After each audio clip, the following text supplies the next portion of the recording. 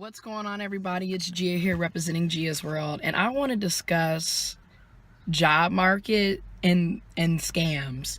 So I recently graduated with a master's in social sciences with a concentration on women and gender studies. My bachelor's is in sociology with a minor in substance abuse, and I have 2 associate's degrees, Associate of Liberal Arts and Associate of General Studies.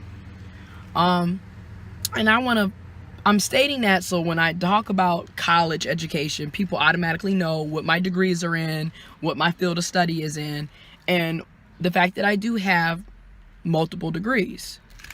But disclaimer or tidbit, having a degree doesn't mean you're going to get a job. A degree doesn't mean there's a pass for you to get a job. You have to have more than a degree. And colleges have pretty much, in many ways, the way they're advertised is misleading. You need more than a college degree. You need more than a certificate to get a degree or to get a decent paying job. What I've found personally is it's about who you know. Networking is very valuable and important, okay? Those are my disclaimers. So, job market. 3 years ago when I graduated with my undergrad, I was very depressed. I was down and out. I was upset. I was angry. I was almost borderline suicidal. Like, I was just that let down and depressed. Because I wasn't able to get a job. I wasn't able to find decent paying jobs. Wasn't even able to find jobs related to my field or in my field or even near my field. Okay? And then the jobs that I was getting was part-time, minimum wage. I did 2 part-time minimum wage jobs before finding a job that was related to my field, but it wasn't directly in my field, and it was still underpaid. In that job, I was only making $9,000 a year. Granted, it was with a nonprofit, so I didn't have to pay taxes up front, but I still ended up having to pay taxes at the end, and I personally would rather have my taxes taken out of my check instead of being held accountable for it at the end of the tax season. And then it was only $9,000. I worked there from the end of October to the end of June of 2015. So October 2014 to June 2015. Wasn't a lot of money. But for me at the time, it was a major come up. I was making like $500 every 2 weeks, and I thought I was doing something major. And then I started realizing, like, first of all, $500 is not a lot of money every 2 weeks. If you have real bills, you have rent, you have utility bills, car payments, car insurance, you need food, you have a phone bill, that's not a lot of money. That's $1,000 a month. That is poverty, okay? Like, that's below poverty. $9,000 for the year, that's below poverty, okay?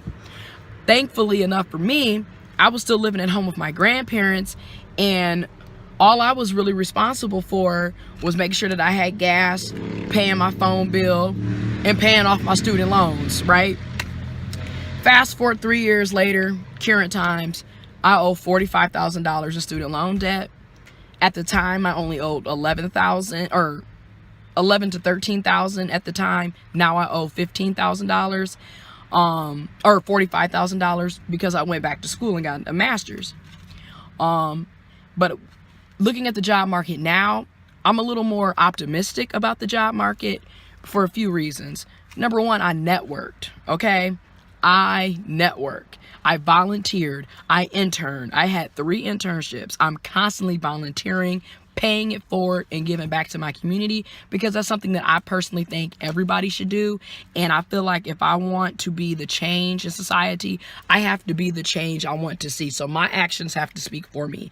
And I care a lot about humanity and other people, and I care a lot about my community. So I give back. But by giving back and volunteering and interning, I'm learning a lot of transferable skills that I can take with me from different jobs and different fields and different career fields. They're transferable, so I can learn them here and use them somewhere else. Number 2, I'm meeting a lot of people from various backgrounds, and you never know who you're talking to and how that conversation can lead to a career opportunity, a job opportunity, an increase in pay, a promotion, you know, a letter of recommendation. You never know. So it's really important to get to know people and for them to get to know you in a positive, productive light. So I'm just saying that because, you know, the jobs that I was able to obtain in the last 2 years or 2.5 years wasn't because of my degree, but because of who I knew and how they knew me. They knew about my work ethic. They knew how much I love people and how I want to give back and all the great things that I do in the community. They knew about that, and they were able to plug me in to job opportunities, right? And and that's why I be trying to tell people, your degree isn't necessarily going to get you a job. And in fact, it can be argued it wasn't supposed to be getting you a job in the first place. Going to college is about getting a higher education. It's not about getting a career. Now, the way that they advertise degree programs in today's times, they market it like, oh, you come here, you get this degree, you're going to make all this money, you're going to have, jobs knocking down your door. And that's not necessarily true. Okay? And then you have people who didn't go to college, don't have a degree, don't have a certificate, but they have the job that you want.